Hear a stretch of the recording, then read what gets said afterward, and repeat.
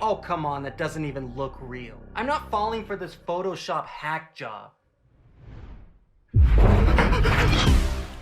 Deadstream. Finally got around to watching this one this week, just like I said I would after the best segment from VHS 99. Check out that review up in the corner. And honestly, comparing it to VHS 99 makes a lot of sense and is pretty good to do. Deadstream is also a comedic horror that is also found footage. It's very clearly lower budget and doesn't take itself very seriously, hence the comedic angle. Don't forget to smash that like button, smash that subscribe button, and follow me on Livid. What makeup and effects we do get are really good and creative for the most part. Some close-ups and makeup just don't look nearly as good as others in the same film, but it's trying to emulate B-movie schlock with some Evil Dead vibes, because yeah, house in the woods, cabin in the woods, there's a basement area, yeah, come on. Deadstream follows a disgraced influencer named Shawn, who, when trying to reinvent himself after a publicity stunt goes wrong, decides to spend the night alone in a haunted house where several people had died previously. Upon accidentally releasing an evil spirit, Shawn and his millions of live viewers finds himself in a fight to purge the evil and escape before his soul becomes trapped as well. I really enjoyed this film for what it is. The setup is classic, the references are all over the place, from hokey to actually being a little scary in some moments. There are some great ideas with ghosts and monsters in here that are used to really good effect too. I also love the spin on the classic setup. Yes, it's a cabin in the woods, Evil Dead-esque story, but this is unique with Shawn's character and the setup of the live stream itself, with comments appearing a lot on the right-hand corner, things like that. Shawn interacts with the viewers. He has to play his own soundtrack from a little Walkman with him, getting worried he might be demonetized at several points for swearing or showing drugs on screen. That swearing bit is actually used hilariously, with Shawn spending the rest of the stream censoring himself with mundane language like "oh fudge"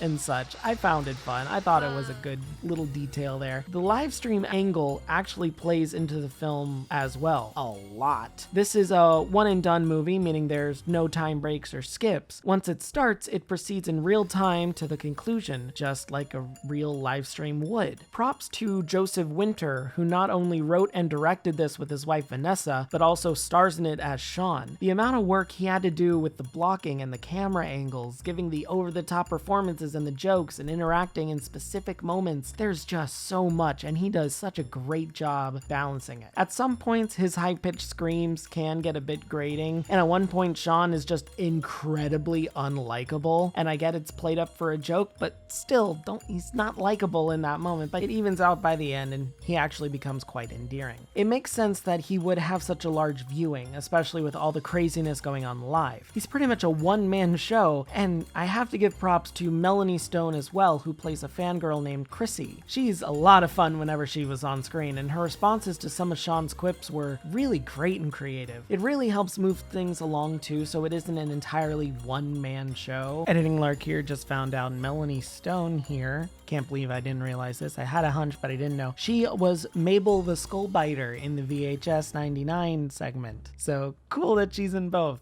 Awesome. What great sin to succumb it. I told you!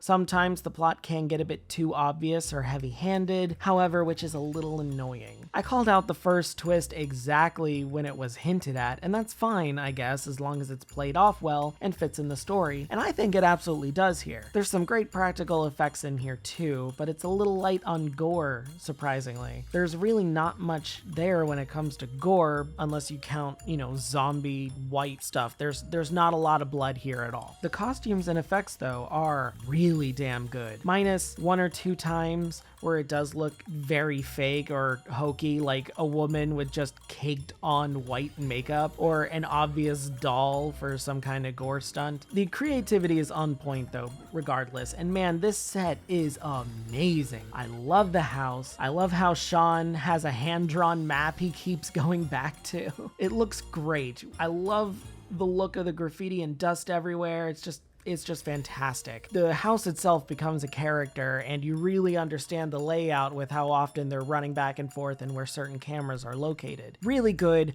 Really like that. I'm not sure if this house was built for the film or if they found an actual abandoned house, but I think it's great. It's properly spooky and silly, and it fits the tone perfectly. Sometimes the jokes are kind of hokey, like Shawn telling the ghost to come find him and the ghost replying, "No, you find me," and going back and forth like that for a moment. Come on, that's a little hit and miss there. Let's go. The jokes are usually quick though, and it moves on to something that does work or is more interesting. I like the pacing here. It's very speedy. It makes sense, and it knows what it wants to be. There are plenty of moments where it's going to do something and then it veers off to do something more that they're like very clearly thought, oh, this is going to be an interesting thing, let's do that. And it works really well. There's several memorable moments in here that I'm pretty sure were either made up on the spot or made up right before they did it.